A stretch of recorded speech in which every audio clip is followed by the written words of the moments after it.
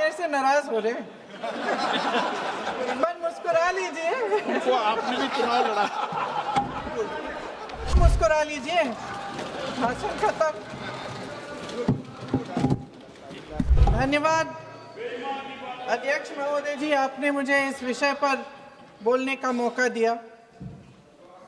कुछ दिनों पहले हम राम मनोहर लोहिया अस्पताल गए थे। पुलिस लाठीचार्ज में घायल दिल्ली की उस छात्र की स्थिति जानने के लिए जो आईसीयू में अपनी जिंदगी की सबसे बड़ी लड़ाई लड़ रही है।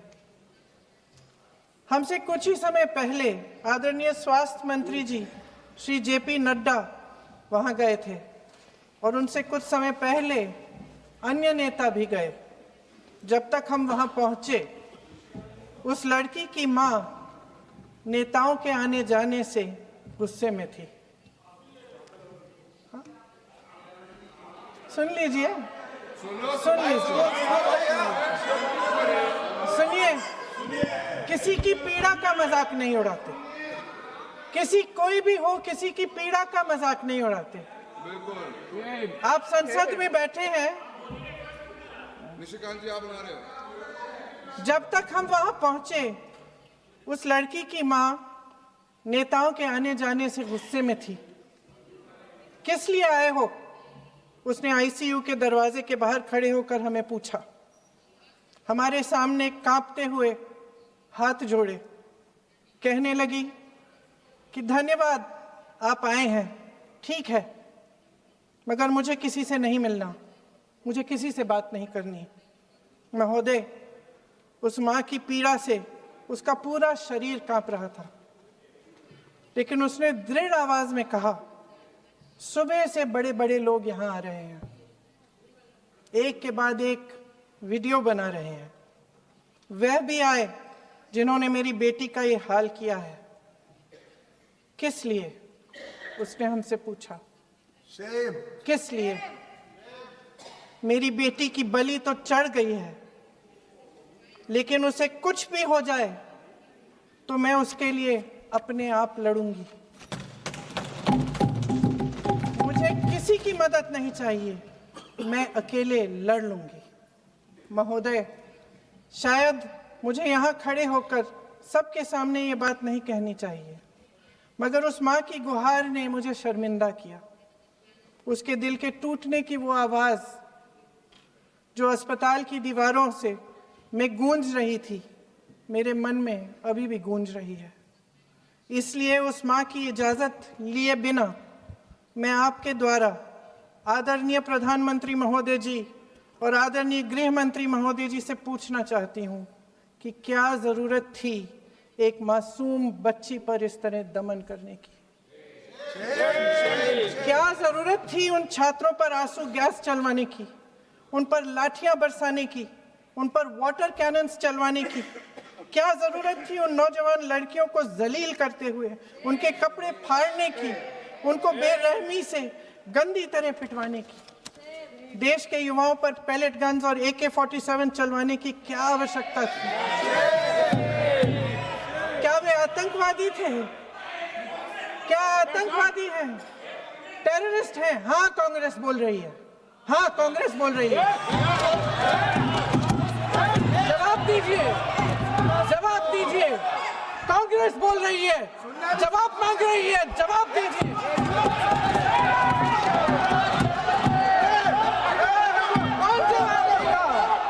कौन जवाब देगा?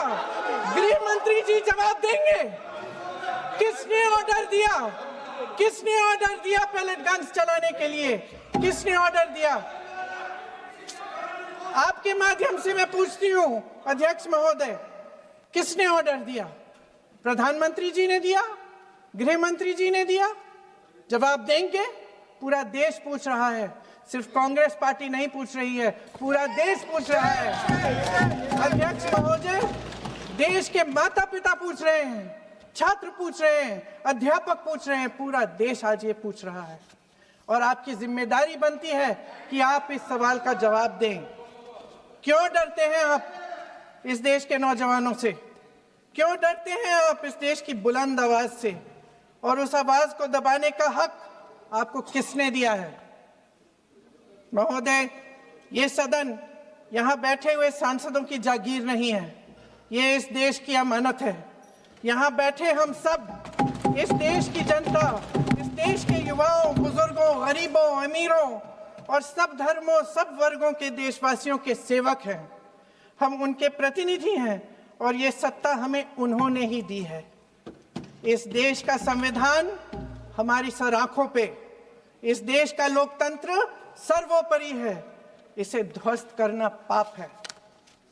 यह करोड़ों जनता हमसे सिर्फ एक चीज मांगती है, जवाबदेही। इंग्लिश में इसे अकाउंटेबिलिटी कहते हैं। हमें सत्ता देकर, हमें यहां तक लाकर सिर्फ उसकी ये गुहार है कि जो हम करें उसकी भलाई के लिए करें, और अगर उनके साथ अन्याय हो तो हम उनके प्रति जवाबदेह बने और उन्हें न्याय दिलवाएं। पिछले दिनों हजारों बच्चे सड़क पर उतरे, उन्होंने अपनी पीड़ा व्यक्त की। गांधी जी के दिखाए हुए रास्ते पर अहिंसा और सत्य को अपने दिलों में रखते हुए गाते, मुस्कुराते हुए शांतिपूर्वक प्रदर्शन किया।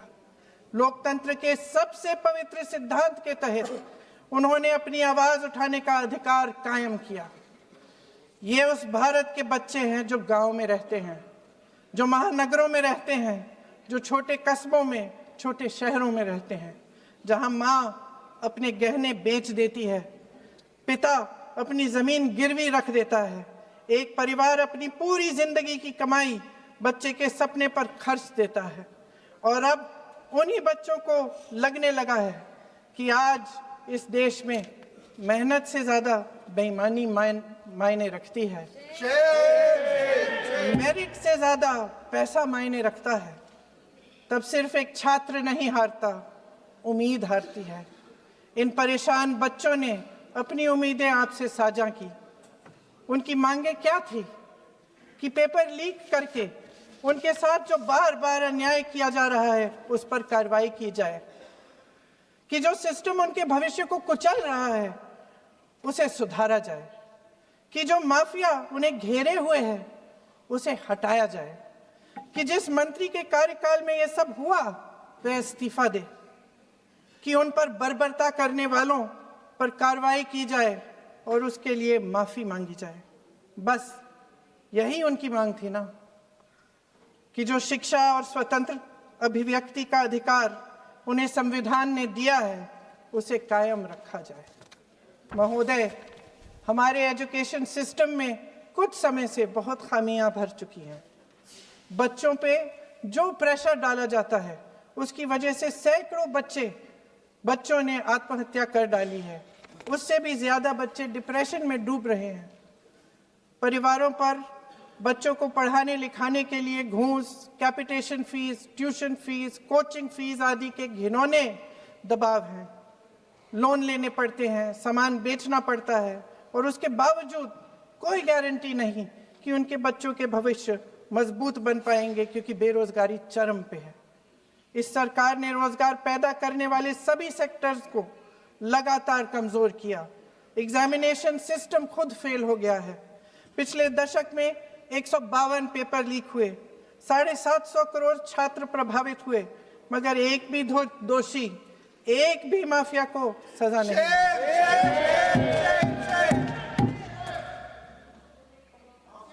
हमारे एजुकेशन में आरएसएस के प्रचारकों को भर भर कर उसे खोखला बना दिया है।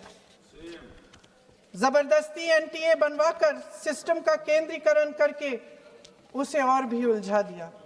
देश के कुल बजट में, हाँ जी जबरदस्ती, आपने अभी अभी सुना तमिलनाडु के हमारे साथी क्या कह रहे थे।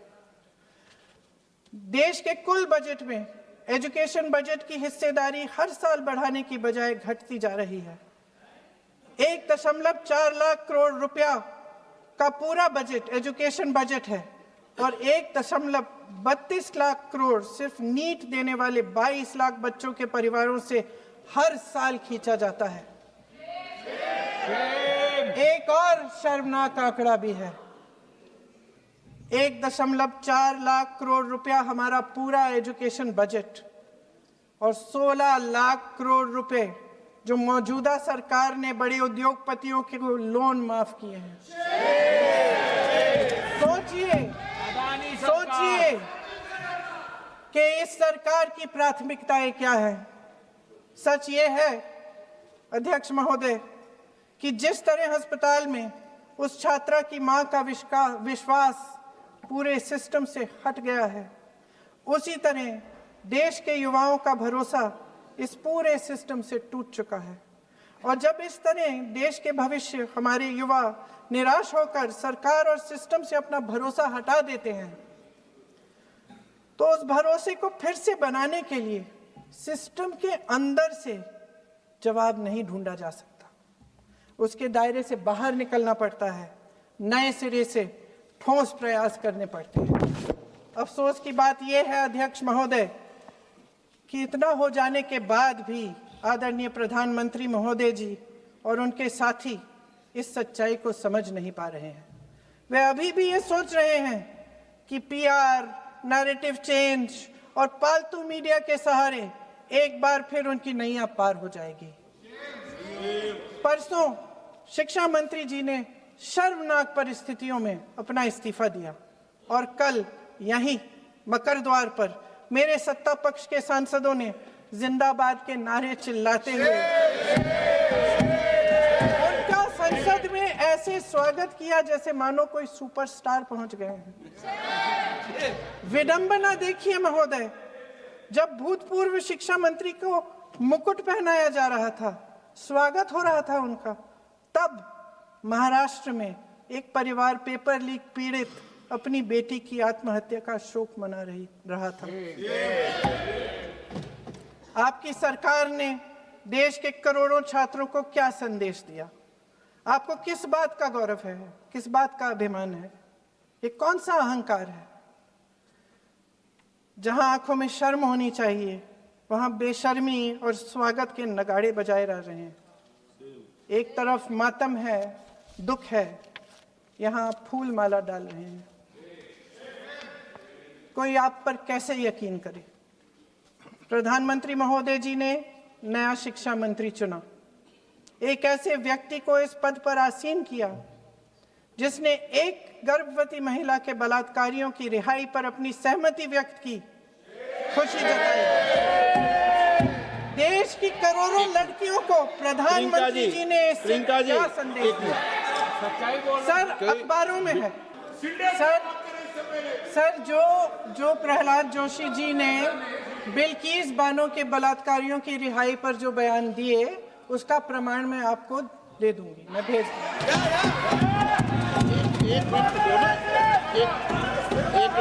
मैं ऑथेंटिकेट करूंगा।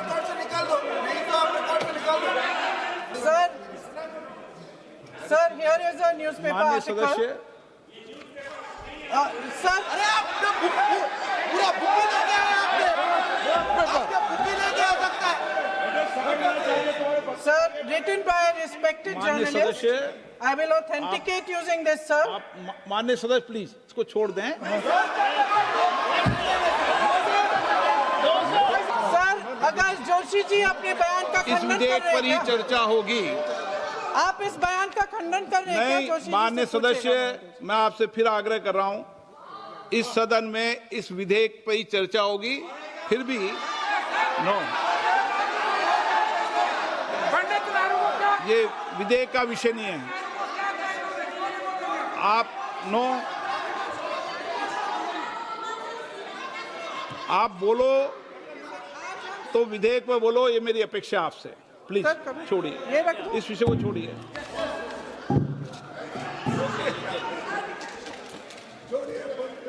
आज हम सदन पटल पर एक ऐसे विधेयक में संशोधन पर डिबेट कर रहे हैं जो 2024 में पारित हो चुका था, और इसमें मुख्य संशोधन यही है कि पेपर लीक के अन्य अपराधों के लिए सजा बढ़ाई जाएगी।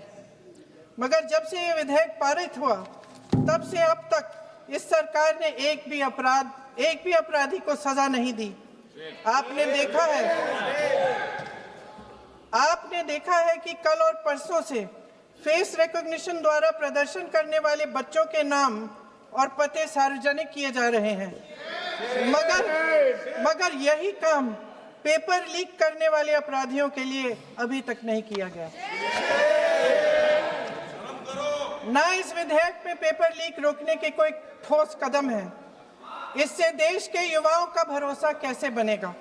अध्यक्ष महोदय, आदरणीय प्रधानमंत्री महोदय जी को आपके माध्यम से मैं कहना चाहती हूं कि शायद उन्हें अपने सलाहकार बदलने चाहिए। वे असलियत से एकदम टूट चुके हैं। नई नई कमेटियां बनाने से काम नहीं चलेगा। उनका अध्यक्ष चाहे कोई भी हो। राधा कृष्ण कमेटी भी व्यवस्था में सुधार लाने के लिए बनी थी। आज तक उसकी एक सिफारिश लागू नहीं हुई है। और इस नई कमेटी में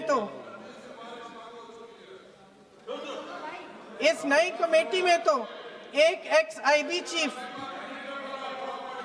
अरे बात फिर चिल्लाएंगे, एक एक्स-आईबी चीफ, एक आईटी कंपनी के मालिक और एक गौमूत्र के विशेषज्ञ भी हैं।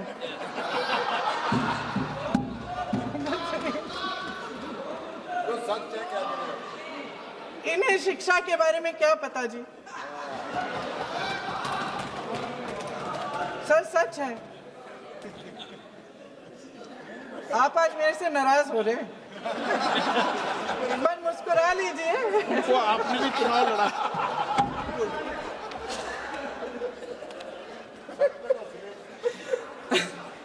सर, फास्ट ट्रैक कोर्ट्स का रिकॉर्ड पहले से ही बहुत खराब है। वैसे भी कल की सुनवाई में सीबीआई का वकील पेश ही नहीं हुआ। संसद में विपक्ष को दोषी ठहराने से, खोखले राजनीतिक खेल खेलने से काम नहीं चलेगा। आप जेन जी का भरोसा वापस जीतना चाहते हैं तो नए नए एंगल से अपने फोन से नए नए वीडियो बनाने से नहीं होगा।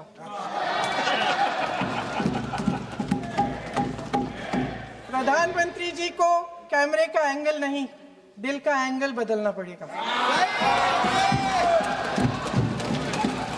ये जेनरेशन जागरूक है, समझता है, झूठ पहचानने की उसकी अपार क्षमता है। इनका दिल और दिमाग जीतने के लिए आपको सच्चाई पर उतरना पड़ेगा। आपके शासन के चलते इस नौजवान पीढ़ी के साथ घोर अन्याय हुआ है, बर्बरता हुई है। इस सच्चाई को स्वीकार करिए। अपनी जिम्मेदारी से पीछे हटने से काम नहीं चलेगा। आदरणीय प्रधानमंत्री महोदय जी, आपको जिम्मेदारी लेनी पड़ेगी, ठोस कदम उठाने पड़ेंगे। शिक्षा विशेषज्ञों को इकट्ठा कीजिए, छात्रों, अध्यापकों, सभी स्टेक होल्डर्स को साथ लेकर, अन्य विचारधाराओं के थॉट लीडर्स के साथ गहरी चर्चाएं करवाकर एक नई शिक्षा प्रणाली तैयार कीजिए। मौजूदा नेशनल एजुकेशन पॉलिसी में 8 महीने तो एग्जाम चलते हैं, अध्यापकों को पढ़ाने का समय नहीं मिलता।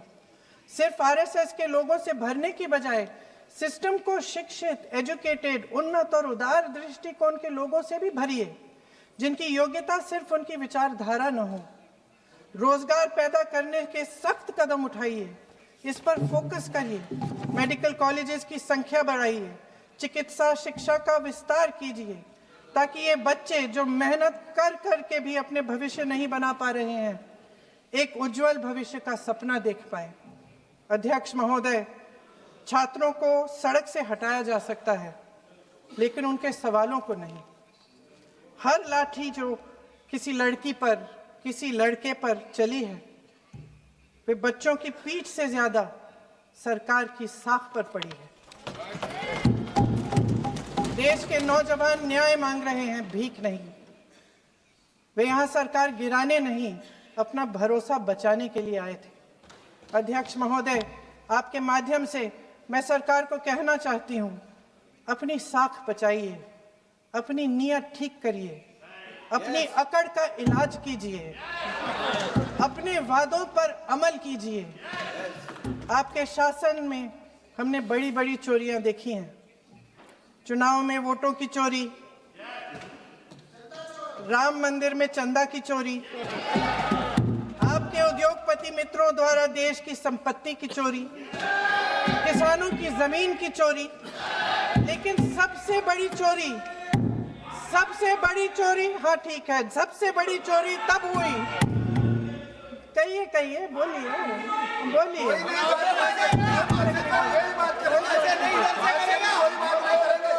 सुन लीजिए, शांति से सुन लीजिए, शांति से सुन लीजिए। आपको मौका मिलेगा, आप जितनी भी चोरियों की बात करना चाहते हैं आप कर लीजिए। आप वही कर रहे हैं। अभी मेरा समय है। सबसे बड़ी चोरी तब हुई जब देश के नौजवानों के भविष्य, उनके सपने चुराए गए। भविष्य की चोरी, सपने की चोरी किसी भी चोरी से कहीं बड़ी होती है महोदय। अगर देश का युवा निराश हो जाए, अगर देश का युवा निराश हो गया, उसकी उम्मीद टूट गई, तो सबसे बड़ी हार भारत की हार होगी। और हम कांग्रेस और विपक्ष के लोग जान दे देंगे मगर भारत की हार नहीं होने देंगे। जय हिंद। सर अब तो मुस्कुरा लीजिए, भाषण खत्म।